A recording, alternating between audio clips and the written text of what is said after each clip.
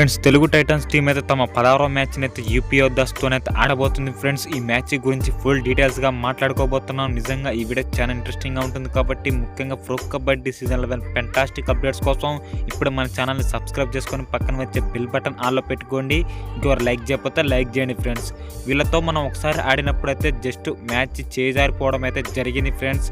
ఆ రోజు పవన్కి ఇంజురీ కావడం జరిగింది.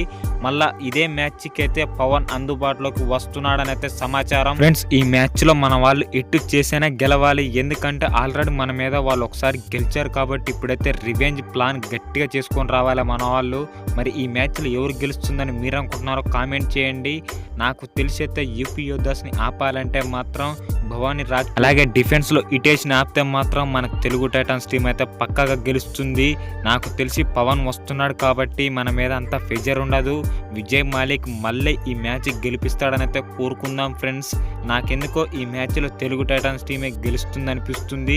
మెయిన్ మన డిఫెండర్స్ అయితే సెట్ అయితే మాత్రం మన టీంకి తిరుగుండదనే చెప్పుకోవాలి ఫ్రెండ్స్. మెయిన్ అంకిత్ జగ్లాన్, సాగర్ రావాల్ వీళ్ళిద్దరు ఆడితే మాత్రం మన టీం ఆటోమేటిక్గా సెట్ అవుతుంది. కాబట్టి వీళ్ళిద్దరు కనుక సెట్ అవుతే మాత్రం తెలుగు టైటన్స్ టీంకి అయితే ఈ మ్యాచ్లో తిరుగుండదు ఫ్రెండ్స్.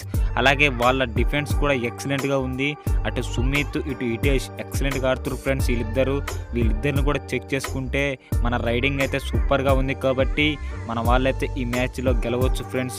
మరి ఈ మ్యాచ్లో ఎవరు గెలుస్తారని మీరు అనుకుంటున్నారో కామెంట్ చేయండి. నెక్స్ట్ వీడియోతో మీ ముందు ఉంటా ఫ్రెండ్స్. మీ విజయ్ సైనింగ్ ఆఫ్.